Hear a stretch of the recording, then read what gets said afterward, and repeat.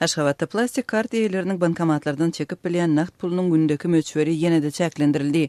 Azatlyk Radiosynyň Aşgabatdaky çeşmeleriniň aýtmagyna görä, edil şu günki şäheriň dürli ýerlerinde ýerleşýän bankomatlardan günde çekip bolýan nagt puluň möçberiniň mukdary 500 ýa-da 600 manada barabar. Şu günki bankomatlardan çekip bolýan puluň mukdaryny aňryçak derejede çäklendirdiler. Her ýerde başgaça, emma 500 manada çenli çekip bolýar. Üstetine her gedek pul çeklendi bank hyzmaty üçin 5 manat çemeti komissiýa tutulýar diýip Azatlyk Aşgabatdaky habarçaty gurrun berdi. Azatlyk Radiosu bilen söhbetdeş bolan Aşgabatly tynçy ýazyjy Aman Muratbogaýew hem plastik kartlaryndaky puluň nagtlaşdyrylmagynyň ruhsat edilýän möçberiniň ýaňy ýakynda ýene-de çäklendirilendigi tasdiklady. Onuň sözlerine görä häzirki wagtda Aşgabatda günde 600 manat möçberinde pul çekip bolýar we bu ýagdaý 10 gün çemeti wagt mundan odaly döräpdir.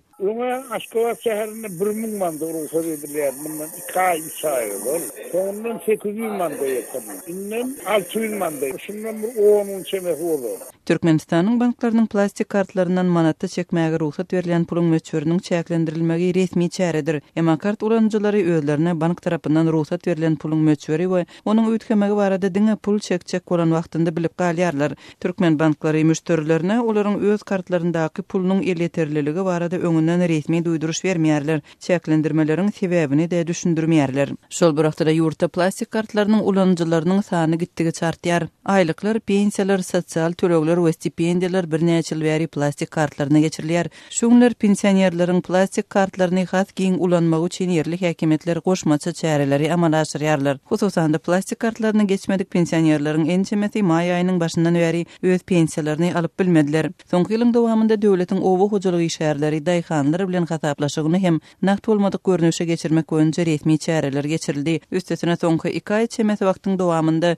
Aşgabatda kart ulanjylaryň hataplaryndaky puly tutup galýan bankomatlaryň onlarçasy peýda boldy. Aşgabatly tynçy Aman Muratbogaýewiň sözlerine görä, ýyl içinde ogry bankomatlar diýilip atlandyrylýan pul saklap galýan awtomatlar Türkmenistan bankynyň 10 ýyl awadançylyk we Babanyň köçelerindäki bölümlerinde şeýle-de Senagat bankynyň Oğuzhan köçesinde bar. Azatlyk Radiosynyň agdaran banklary bilen telefon arkaly habarlaşyp düşündürüş almak boýunça tynançygy häzirlikçe başa barmady. Emma Aman Muratbogaýewiň sözlerine görä, Türkmenistan bankynyň merkezi bölüminde raýatlaryň arş şikaýetlerini kabul edýärler. Bir ay golay wagtlap udaga çekken diýerine geçirip puluň bir kanun tutulmagy tasdiklansa, ony kart eýetine gaýdyp berýärler. Emma bankyň operasiýa üçin üpçün eden hyzmatynyň tölegini, ýagny komissiýasyny saklap galýarlar. Nol üçin %86% bankomatlaryň hyzmaty üçin onu beren okban kartlara goýan hyzmaty edýärler. Diýip Aman Muratbogaýew bellidi. Şeýle Aşgabatly tynçynyň sözlerine görä, käbir halatlarda bankomatlardan nagtlaşdyrylýan puluň gündeki möçberini çekmekde goşmaça kynçylyklar hem döreýär. Ýagny aparaty 5, 10 we 20 manatlyk ownuk pullaryň goýulan halatynda bir operasiýanyň dowamında 200 manatdan köp çekip bolmaýar. Azatlygyň çeşmeleri Aşgabatda ogry bankomatlaryň peýda bolanlygyny aprel aýynyň başynda habar beripdi. Şondan bäri 1,5 ay golay wagtyň geçmegi bilen şeýle bankomatlar köpelipdir. Aman Muratbogaýewiň aýtmagyna görä, banklaryň işgärleri bankomatlaryň düzüp däldigini boyun alýarlar, emma özleriniň çäre görmezligini olary bejermek üçin ähtiýaçlyk şaýlarynyň ýokdugy bilen düşündirýärler.